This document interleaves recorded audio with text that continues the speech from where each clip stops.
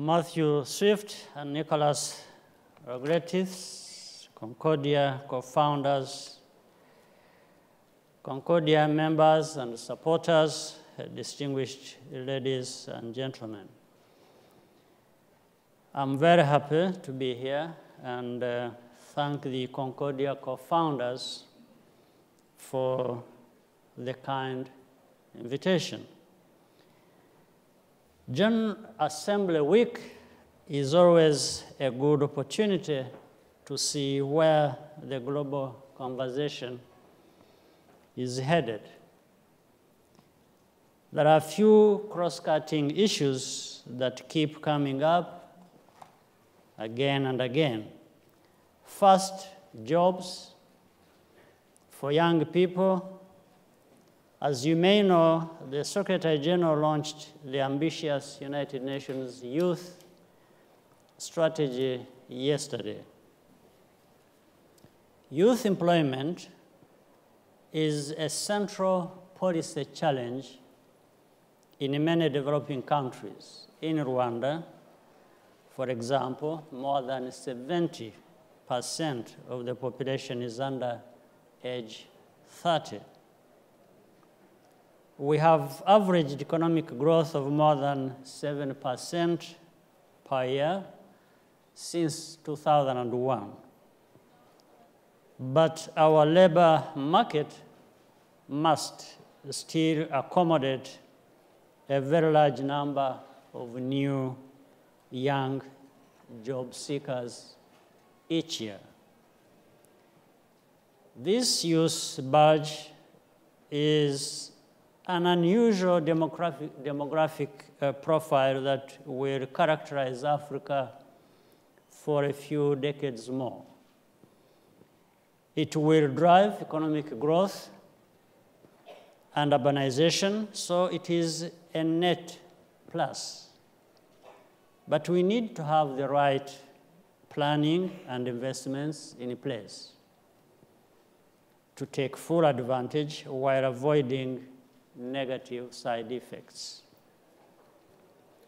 A second major theme is using information and communication technology to close the capability and productivity gaps between economies. For example, at the most recent meeting of the Broadband Commission for Sustainable Development, which I happen to co-chair with Carlos Slim, we highlighted an important milestone. More than half the world's people are now accessing the internet. That's why our group's current focus is advocating for the partnerships and regulatory frameworks needed to make access to high-speed broadband both universal and affordable. Third, finding new and better ways for the public and private sectors to collaborate. The two initiatives I mentioned above both have a multi-stakeholder character. Policymakers, business leaders, and civil society are joining together to search for solutions. No entity can address today's global challenges alone. The scale of expertise and financing required is simply too large. Progress depends on the wider ecosystems and enabling environment. Governments have a job to do, and so do companies.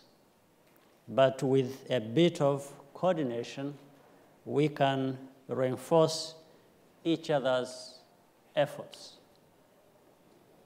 We can see good alignment with Concordia's three focus areas for its expanded engagement with Africa: youth, employment and entrepreneurship, financial inclusion through technology, and expanding trade and investment in Africa.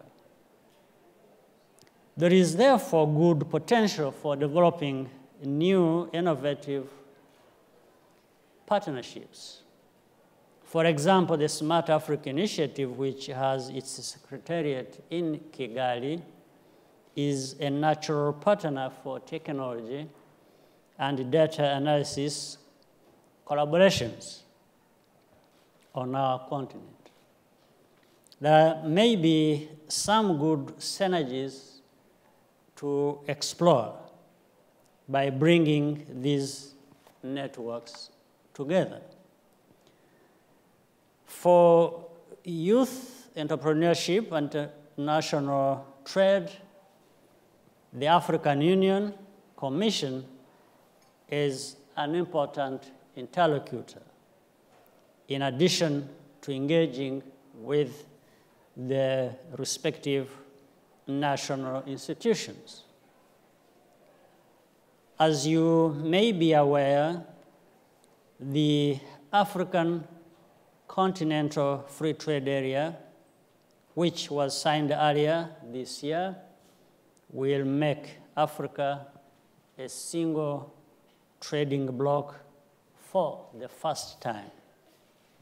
Industrial and infrastructure investments will become more attractive and viable. And the volume of trade is set to increase significantly, both within Africa and with the rest of the world.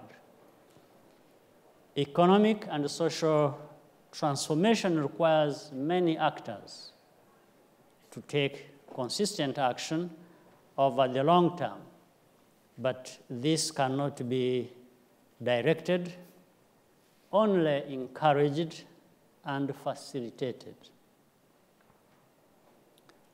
Platforms such as this one that foster the joint pursuit of shared values and goals are increasingly valuable.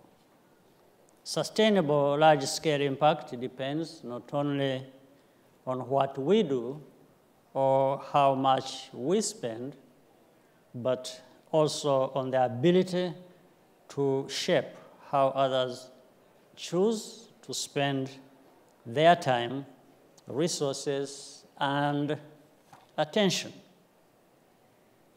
Concordia networks growing focus on Africa is therefore most welcome, and we look forward to seeing many of you next year in Rwanda and in our East African region. May I thank you very much once again, especially for your kind attention. Thank you.